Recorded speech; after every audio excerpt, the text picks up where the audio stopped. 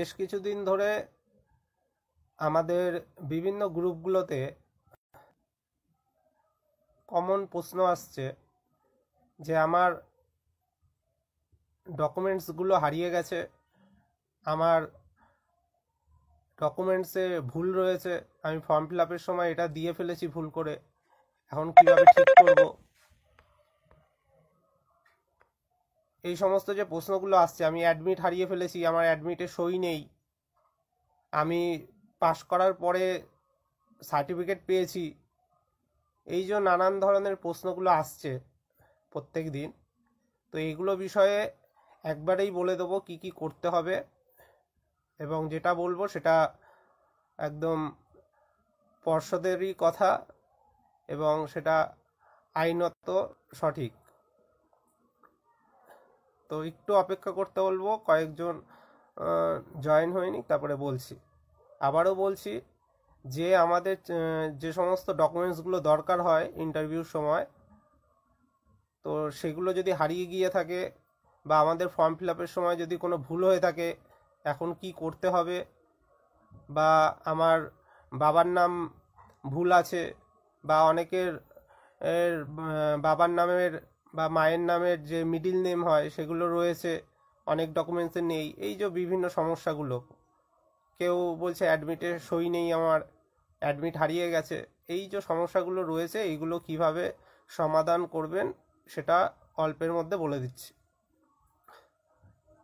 আর অনেকে যেটা জানতে চাচ্ছিলেন যে অ্যাপ্লিকেশন ফর্ম লাগবে কি লাগবে না, বর্তমানে আমরা যে ইন্টারভিউ দেখেছি এর আগে নিয়োগগুলোতে, সেখানে অ্যাপ্লিকেশন ফর্ম লাগেনি। অ্যাপ্লিকেশন ফর্ম এই কারণেই লাগে না, কারণ পরবর্তীকালে অনেকের অনেক কোয়ালিফিকেশন আপডেট হয়, সেজন্য ওটা দরকার হয় না অ্যাপ্লিকেশন ফর্ম। তাই বলবো অ্যাপ্লিকেশন ফর্ম যারা ডাউনলোড করেননি চিন্তার কিছু নেই, অ্যাপ্লিকেশন ফর্মটা লাগে না। এবার এক এক করে আসছি যে ডকুমেন্টসে আমি ভুল দিয়ে ফেলেছি অ্যাপ্লিকেশন ফর্মে, তো সেক্ষেত্রে আমি এখন সেটা কিভাবে ঠিক করব, এটা নিয়ে অনেকে চিন্তা করছেন এবং বারবার প্রশ্ন করছেন। এই বিষয়ে বলি, আপনাদের এখন কিচ্ছু করতে হবে না। আপনি যদি ভুল করে আপনার ফর্ম ফিল আপের সময় কিছু দিয়ে থাকেন, কেউ এক্সামটেড ক্যাটাগরি ভুল করে দিয়ে ফেলেছেন বা অন্য কিছু বিষয়ে ভুল করে দিয়ে ফেলেছেন, সেটা এখন এডিট করতে চাচ্ছেন, কিন্তু এখন এডিট হবে না এবং এখন ওটা নিয়ে চিন্তার কিচ্ছু নেই, ওটা কিচ্ছু করতে হবে না। হয়ে গেলেও কোনো এখন কাজ হবে না, ওটা আপনাকে কিন্তু এখন ঠিক করে দেবে না। এই বিষয়ে বলছি যে আপনার যেটা করতে হবে, আপনার যখন নতুন করে ফর্ম ফিল আপ হবে ইন্টারভিউ নেবার আগে, নিয়োগ প্রক্রিয়া যখন শুরু হবে, তখন আপনি সুযোগ পাবেন এগুলো ঠিক করবার। তখন আপনাকে সব নতুন করেই ফিল আপ করতে হবে, তখন আপনি এগুলো ঠিক করতে পারবেন। এবং এর পরেও ইন্টারভিউ ফর্ম ফিল আপ হওয়ার পরেও আপনি কিন্তু আবার সুযোগ পাবেন, যখন আপনি ইন্টারভিউ দিতে যাবেন, তখন আপনি পর্ষদে বসে সেটা হাতে হাতে সেটা ঠিক করে দেয় ওনারা, যখন ভেরিফিকেশন করে ডকুমেন্টসগুলো। এবং তারপরেও আপনি যদি এই চাকরিটা পান, প্যানেলে যদি নাম থাকে, তো সেখানেও যদি আপনার কিছু ভুল হয়ে থাকে, তারপরেও আপনি যখন আবার কাউন্সিলিংয়ে যাবেন, তখন কিন্তু আপনার আবার ডকুমেন্টসগুলো ভেরিফিকেশন হবে, তখন ঠিক করে দেবে। তো এই ক্ষেত্রে কিন্তু অনেকটা ছাড় দেয় পর্ষদ।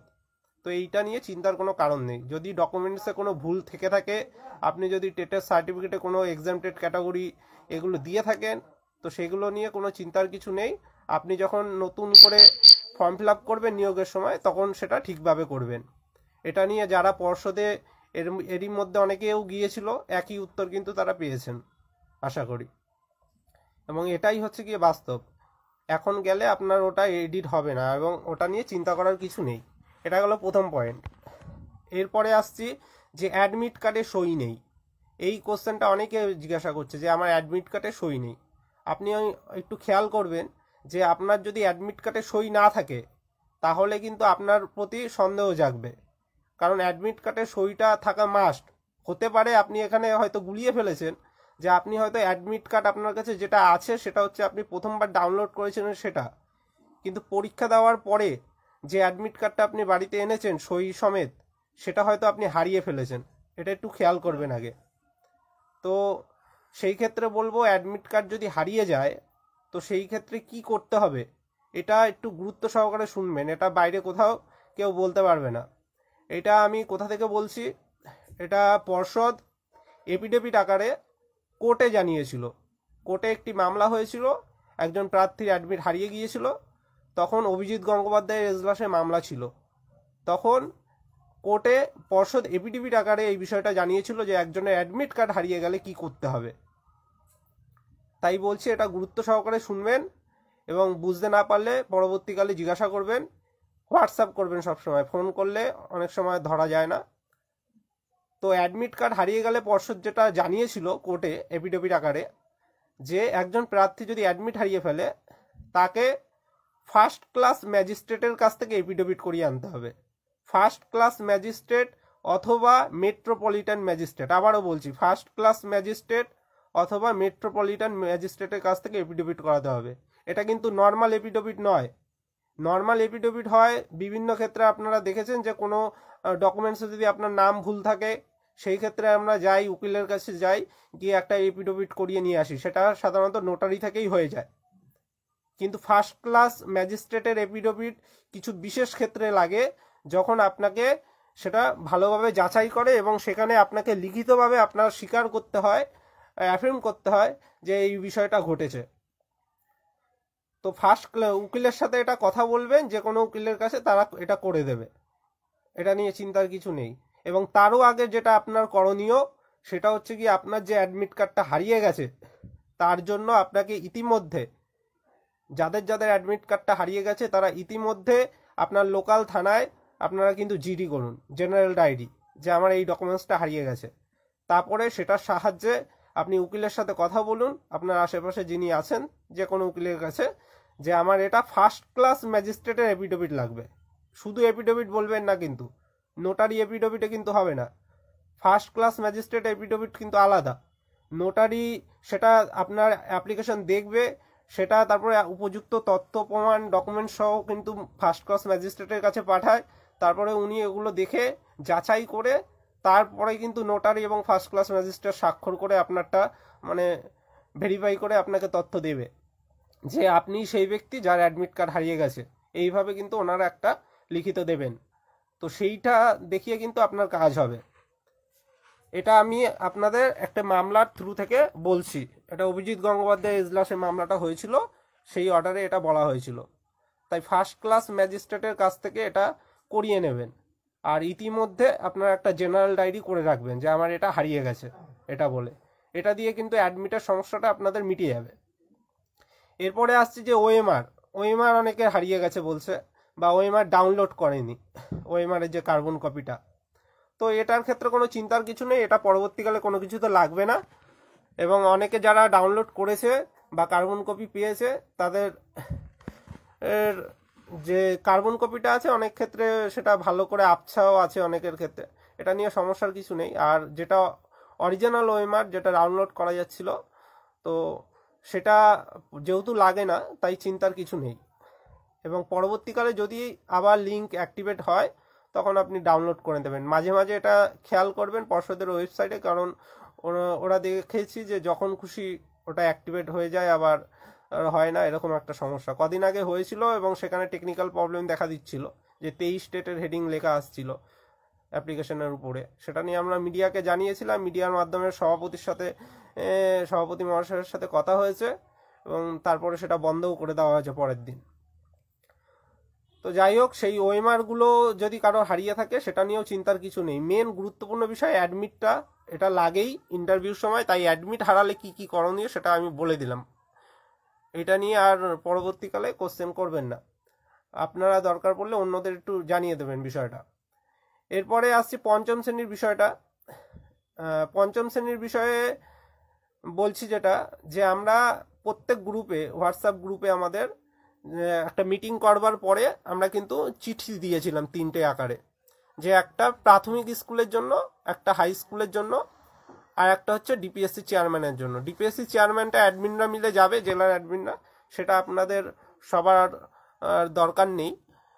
আর আপনারা হাই স্কুলে যেগুলো রয়েছে, জুনিয়র হাই স্কুল বা হাই স্কুল যেটাই বলুন, সেই হাই স্কুলগুলোতে কিন্তু আপনাদের যেতে হবে, যেখানে পঞ্চম শ্রেণী এখনো ভর্তি নেওয়া হয়। এবং এটা এই মাসেই করতে হবে, কারণ ভর্তি নেওয়ার প্রক্রিয়া সিদ্ধান্ত সব কিন্তু এই মাসগুলোতেই হয়ে যায়। পরবর্তীকালে আপনি ওই জানুয়ারি থেকে বারবার গিয়ে কিন্তু কিচ্ছু করতে পারবেন না। যা হবার এই মাসে করতে হবে, কারণ ভর্তি কিন্তু জানুয়ারিতে নতুন শিক্ষাবর্ষ শুরু হয় তখন হয়। তাই এই মাসে একটু কাজটা করুন। প্রথম দিকে কয়েকজন গিয়েছিলেন, তাদেরকে ধন্যবাদ দিচ্ছি, কিন্তু অনেকেই কিন্তু যাচ্ছেন না। হাই স্কুলগুলোতে গিয়ে আপনারা শুধু আবেদনটা জানিয়ে আসুন, ডেপুটেশনটা দিয়ে আসুন, এবং ডেপুটেশনের ওপরে যেটা ফাঁকা রাখা হয়েছে সেখানে লিখুন প্রধান শিক্ষক, তারপরে স্কুলের নাম, এটা লিখুন। অনেকে না লিখেই জমা দিয়ে দিচ্ছে। সেটা লিখে তারপরে সই করে আপনি জমা দিয়ে দেবেন যে এই এই কারণে আমরা চাচ্ছি আপনারা যাতে ক্লাস 5টা ভর্তি না নেন। কারণ সুপ্রিম কোর্ট বলে দিয়েছে, তার অর্ডার কপিতে স্পষ্টভাবে বলে দিয়েছে যে এনসিটি যে মিনিমাম এলিজিবিলিটি ঠিক করে দিয়েছে, ন্যূনতম যোগ্যতা যেটা ঠিক করে দিয়েছে, তার থেকে কোনো কিছুতে যদি কম যোগ্যতা হয় তাহলেই কিন্তু শিশুদের মৌলিক অধিকার লঙ্ঘন হচ্ছে। তো সেই ক্ষেত্রে যদি বিএডরা পড়ায়, বা যারা 1 to 5 টেটটাই পাশ করেনি তারা যদি পড়ায়, তাদের দুটোর মধ্যে একটা যোগ্যতাও নেই, তো সেক্ষেত্রে কিন্তু এটা মৌলিক অধিকার শিশুদের লঙ্ঘন হচ্ছে। এর জন্য এই বিষয়গুলো কিন্তু খুব সিরিয়াসলিভাবে আপনাদের বলতে হবে। এবং সুপ্রিম কোর্ট বারবার বলেছে যে বিএড কোনো হায়ার কোয়ালিফিকেশন নয়, বিএড ডিএলএড সম্পূর্ণ আলাদা। ডিএলএড বাচ্চাদের ট্রেন করার জন্যই তৈরি করা হয়েছে, এটা প্রত্যেকেই জানো। এবং এটা এতদিন কেন হয়নি? 2010 সালে এটা সিদ্ধান্ত হয়েছে, 2010 সালে হয়ে যাওয়ার কথা, আস্তে আস্তে আজকে 2024 শেষ হয়ে যাচ্ছে, এত বছর ধরে হচ্ছে না। তো এটা কিন্তু ছেলে খেলা করে রেখে দিয়েছে সরকার। আমরা এটা দাবিটা জানাবো, এবং এটা যেভাবে আমরা প্রসেসগুলো নিয়ে যাচ্ছি আস্তে আস্তে করুন, তাহলে কিন্তু এই সমস্যাটা সমাধান হবে। প্রত্যেকে হাই স্কুলগুলোতে যান, গিয়ে বিষয়টা বলুন। ওনারাও অনেক স্কুল আছে যারা নিজেদের চাপ কমানোর জন্য কিন্তু এটা উপরে জানাবে, এসআই মাধ্যমে ডিআইকে জানাবে, ডিআই মাধ্যমে ডিপিএসসিতে যাবে, ডিপিএসসির মাধ্যমে শিক্ষা দপ্তরে যাবে। তো এইভাবে কিন্তু প্রসেসটা আলোচনার মাধ্যমে তাড়াতাড়ি মিটবে। তো হাই স্কুলগুলোতে যান, ডেপুটেশনটা দিয়ে আসুন যে আপনারা ভর্তি নেবেন না, কারণ বিএডরা এনাদের পড়াতে পারে না পঞ্চম শ্রেণীর ছাত্রদের। আর আমরা হাই স্কুলটায় জোর কেন দিচ্ছি, কারণ প্রাথমিক স্কুল অনেক আছে যেখানে একটা দুটো ঘর, একজন দুজন শিক্ষক, তাদের পক্ষে সত্যিই সম্ভব নয় 6-7টা ক্লাস করানো, বা তাদের নতুন ক্লাস শুরু করার পরিকাঠামো সত্যিই নেই। এটা সরকারের ব্যর্থতা। তো সেই ক্ষেত্রে হাই স্কুলগুলোতে যদি জোর দেন, হাই স্কুল তো খুব অল্প রয়েছে, তারা যদি ভর্তিটা কমিয়ে দেয়, তাহলে যতগুলো প্রাইমারিতে ক্লাস 5 অ্যাড হয়ে গেছে সেখানে কিন্তু সেই ছাত্র সংখ্যা সমবন্টন হয়ে যাবে। কারণ হাই স্কুলে আমরা দেখেছি যে হাই স্কুল কয়েক হাজার রয়েছে, সেখানে সমস্ত পঞ্চম শ্রেণীর ছাত্র ধরে যাচ্ছে ছাত্রছাত্রী। তাহলে প্রাইমারি স্কুলও তো প্রায় 20,000-এর মতো অ্যাড হওয়ার কথা হয়ে গেছে সরকারি মতে, তাহলে সেখানে কেন সেটা বন্টন করা হচ্ছে না? আমাদের তো মূল লক্ষ্য হচ্ছে পঞ্চম শ্রেণীর শিক্ষার্থীটাকে প্রাইমারিতে আনা। আমাদের এটা এই মুহূর্তে লক্ষ্য রয়েছে যে পঞ্চম শ্রেণীর যত শিক্ষার্থী রয়েছে তাদের প্রাথমিক স্তরে আনা। যে কটা স্কুলে অ্যাড হয়েছে সেই কটা স্কুলে সমবন্টন করুক সরকার, সেটা দ্রুত করতে হবে। এর জন্য হাই স্কুলগুলোতে আগে যান, এবং যে প্রাথমিক স্কুলগুলোর লিস্টও আমরা গ্রুপে দিয়ে দিয়েছি, যে কোন কোন স্কুলগুলো ক্লাস 5 অ্যাড হয়েছে বলে চিহ্নিত করা হয়েছিল, সরকারি সিদ্ধান্ত নেওয়া হয়েছিল, সেই স্কুলগুলোর মধ্যে যদি দেখতে পারেন যে কোনো স্কুলে এখনো ক্লাস 5টা অ্যাড নেই, মানে ভর্তি নেওয়া হচ্ছে না, সেই স্কুলগুলোতে যান, গিয়ে বলুন যে আপনাদের স্কুলে ক্লাস 5 পড়ানোর অনুমতি রয়েছে কিন্তু আপনারা নিচ্ছেন না কেন। তো সেখানেও একটা ডেপুটেশন দিয়ে আসুন। এই কাজটা এই সপ্তাহে করুন। আর যে ডকুমেন্টসগুলো হারিয়ে গেলে কি কি করতে হবে সেগুলো একদম শুরুর দিকে বলে দিয়েছি। যারা প্রথম থেকে জয়েন হতে পারেননি তারা আবার প্রথম থেকে শুনে নেবেন যে আপনার অ্যাডমিট কার্ড হারিয়ে গেলে বা অ্যাডমিটের সই না থাকলে কি করতে হবে, এই সমস্ত বিষয় কিন্তু শুরুর থেকে বলে দিয়েছি। তো শুরুর থেকে ভিডিওটা দেখে নেবেন, বারবার রিপিট করব না। শর্টে আর একবার বলে দিচ্ছি, যদি আপনার অ্যাপ্লিকেশনে কোনো কিছু আপনি ভুল দিয়ে থাকেন তাহলে কোনো চিন্তার কারণ নেই। আপনি যখন নিয়োগের ফর্ম ফিল আপ করবেন তখন সব নতুনভাবে করতে হবে আপনাকে। পর্ষদে গিয়ে এখন কোনো কারেকশন হবে না, আপনি তখন সেটা সঠিকভাবে করবেন নিয়োগের ফর্ম ফিল আপের সময়। এবং তখনও যদি ভুল হয়ে থাকে, আপনি যখন ইন্টারভিউ দিতে যাবেন তখন কিন্তু ওটা আপনার সামনে বসে ঠিক করে দেওয়া হবে। এবং তারপরেও যদি আপনি ভুল করে থাকেন, পরবর্তীকালেও সেটা অনেক সময় ঠিক করে দেওয়া হয় যখন কাউন্সিলিং হয়। তো সেটা নিয়ে চিন্তার কোনো কারণ নেই। আর সবথেকে যেটা গুরুত্বপূর্ণ অ্যাডমিট কার্ডের বিষয়টা, অ্যাডমিট কার্ড অনেকে খেয়াল করবেন, আপনাদের অ্যাডমিট কার্ডে প্রত্যেকেরই সই থাকবার কথা, কারণ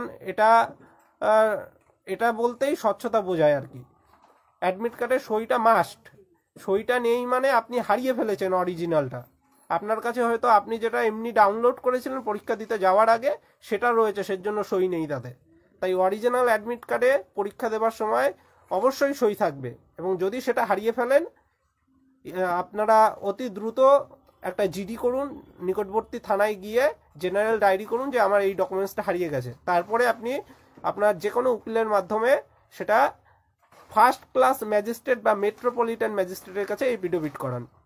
এটা কিন্তু আলাদা এফিডেভিট, যে নাম পরিবর্তন বা নাম সংশোধনের জন্য যে এফিডেভিট করা হয় সাধারণত নোটারির মাধ্যমে, তো সেটা কিন্তু এটার থেকে একটু আলাদা।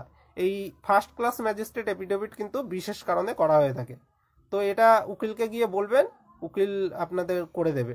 এটাই আপনার ডকুমেন্টসগুলো দেখে সমস্ত ভেরিফাই করে আপনাকে করে দেবে যে আপনি সেই ব্যক্তি যার অ্যাডমিট কার্ডটা হারিয়ে গেছে। এরকম একটা লিখিত বয়ান জাস্ট লিখিয়ে নিতে হবে। এই এফিডেভিটটা কিন্তু করে ফেলুন দ্রুত, নালে কিন্তু আপনাদের সত্যি সমস্যা হবে, কারণ অ্যাডমিট ছাড়া ইন্টারভিউতে বসতে পারবেন না। এটা কিন্তু অ্যাডমিট কিন্তু মাস্ট। তাই প্রত্যেকের উদ্দেশ্যটা বলে দিলাম। আশা করি আর কোনো সমস্যা নেই। এই সমস্যাটাই বারবার সবার কাছ থেকে প্রশ্নগুলো আসছিল, তাই সবাইকে সংগঠনের তরফ থেকে এই সমাধানের উপায়গুলো বলে দিলাম। পরবর্তীকালে যদি আরও কোনো নতুন সমস্যা দেখা দেয় আমরা অবশ্যই সমাধানের জন্য জানিয়ে দেবো। গ্রুপগুলোতে যারা এখনও হোয়াটসঅ্যাপে নেই, হোয়াটসঅ্যাপ গ্রুপগুলোতে জয়েন হয়ে থাকুন। আর 26 তারিখে আমাদের কর্মসূচি আবার আছে। 26 তারিখে মিছিলে প্রত্যেকে আসুন। এই মুহূর্তটা, এই সময়টার গুরুত্ব এই এখন যদি না বোঝেন তাহলে আর কিছু বলার নেই, কারণ অনেক প্রসেস এগিয়ে গেছে, এখন কিন্তু লাগাতার কর্মসূচি করতে হবে। না হলে কিন্তু বাকি ক্ষেত্রে যেমন মুখ্যমন্ত্রী অনেক কিছু ঘোষণা করেন কিন্তু পূরণ কিছু হয়নি, অনেক নিয়োগ ঘোষণা করেছেন বিভিন্ন দপ্তরে, সেগুলো কিন্তু এখনো হয়নি, সেই 2021 সাল থেকে ঘোষণা করে আসছেন। তো সেই ক্ষেত্রে সেরকম যাতে আমাদের ক্ষেত্রে না হয় সেজন্য কিন্তু কর্মসূচি করে যেতে হবে। কর্মসূচি করুন, আশা করি দ্রুত সমস্যার সমাধান হবে, স্কুলে আমরা যেতে পারবো। ধন্যবাদ, শুভরাত্রি।